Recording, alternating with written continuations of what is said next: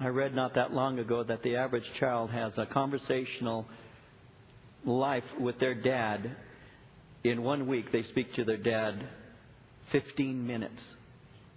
The whole week, they have had 15 minutes of conversation with their dad. And with their moms, 30 minutes. The kids don't, on average, spend any time with their parents, talking to them, opening their hearts to them, sharing with them. I don't know if that's true in your home, but you actually have to force the conversations at a certain point. You have to say, so what did you do today? How's it going? I'm going to sit down for a minute. I'd like to talk to you. I'd like to hear how things are going.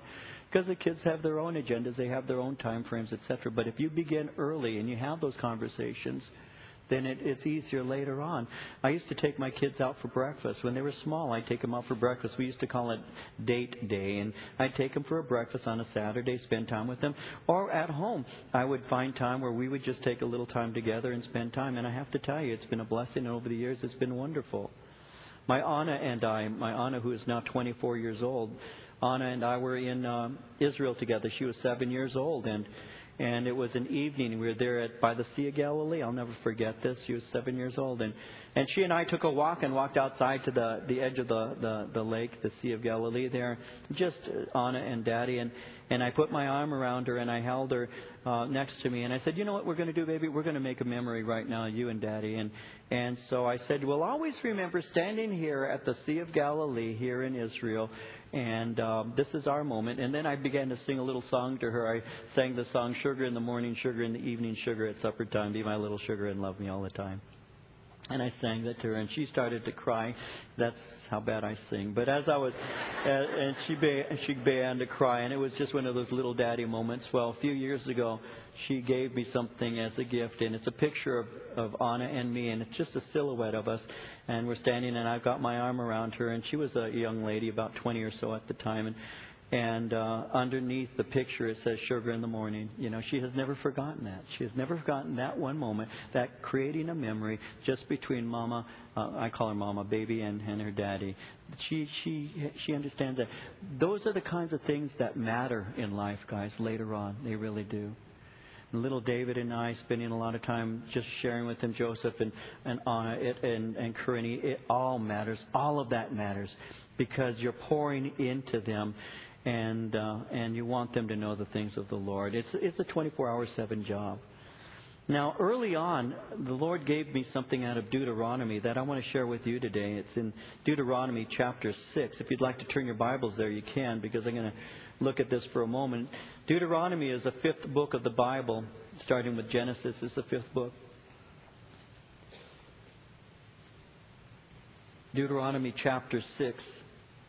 And I got this many years ago, and it spoke to my heart. It's really helped to form the way that I view raising kids and all. And I'd like to share some things out of this with you.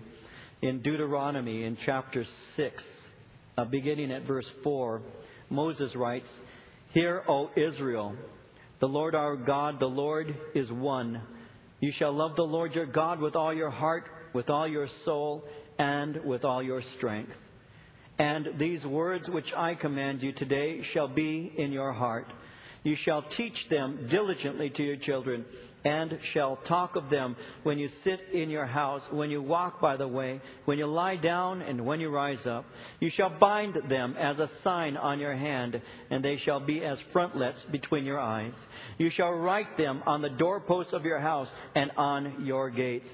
So the nation of Israel was given marching orders by God. They were a unique people that had been called out of paganism into following God. God gave them His word and became their God. And that's why in verse 4 he says, "Hear, O Israel, the Lord thy God, the Lord is one." In the midst of all of the polytheism, the multiplicity of gods that were worshipped by the pagans around the nation of Israel, Israel was unique, and it had a relationship with God, a unique relationship with the one God who created heaven and earth. And so the first thing that I see about this that helps me as a father or as a parent is that if I'm going to communicate faith to my children, need to possess it myself. I need to have something to give to them. There are people who want their children to have religious faith, but they don't have faith themselves. I have to have faith myself so I can give to my children the faith that God has placed in me. I have a saving faith in God. I have a saving faith through Jesus Christ in the Lord. I don't want to enter into the trap of outward religion, because I know that I cannot give what I do not first possess. I know that my children require spiritual guidance. If I do not guide them, they'll go their own way. So I need to have the values of the kingdom and not of the world. And therefore, I have a relationship with God. I know that if I have a relationship with God, then I will give them things that are eternal, things that are of great value. Children don't want the things I can give to them. What they really want is just me. And that's hard to understand, especially when you're a father, that they actually just want you. There was a little boy who was asked around Christmas, what do you want your daddy to give you? And the dad was asking him, son, what can I give you? What do you want daddy to give you for Christmas? And the little boy said, time. I want you. I want to walk with you. I want to talk with you. I want to know you. I want you. And that's hard for us to understand, because we think things will make us feel good, that undoubtedly they'll make our kids feel good. And they don't want things. They want you.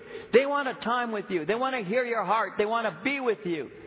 They want you. It's hard to believe, isn't it? But it's true. It's true. And so, if I have a relationship with God, I have a good chance of encouraging my children to have one too. The Lord my God, the Lord is one. And a second thing I see about that is I need to have an open and sincere commitment to the Lord. He speaks concerning loving God. You shall love the Lord your God with all your heart, with all your soul, and with all your strength, he says. The heart represents my life's priorities. The soul represents my spiritual hunger. And might speaks about my physical labors. And these are all to be centered on the Lord. It's a zeal. There's a zeal for God. There's a real faith that your children will see. They know that you actually do love God. You're not one of these people who say, do what I say and not what I do, because your children are going to model themselves after you. My father never gave me a single lecture that I can remember ever about how to love a woman, how to love a wife. My dad never did that. My dad didn't even talk to me. My dad was one of these guys who just was real quiet. As I grew up, my dad and I just my dad was quiet. He just was a quiet man. And for him, a long sentence consisted of maybe 6 words. My dad just didn't talk. And that was okay. I mean, I had no problem with that at all. That was just Dad.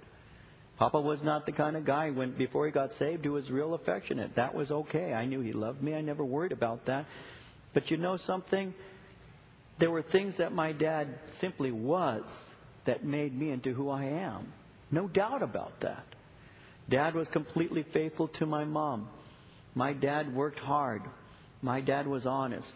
My dad had so many qualities that I learned to be a man from. He didn't have to lecture me and tell me these things. He just was those things. And as a boy, I said, I want to be like him. I want to be like my dad. He's well respected. He's very sober-minded. He's not a flighty kind of guy at all. He's got a silly sense of humor, but he's completely devoted to his family and devoted to his wife and all of those things. See, your kids will catch what you're teaching them as well as hearing what you're saying to them. And when you love the Lord with all of your heart, with all your soul, and with all your strength, they model themselves after that.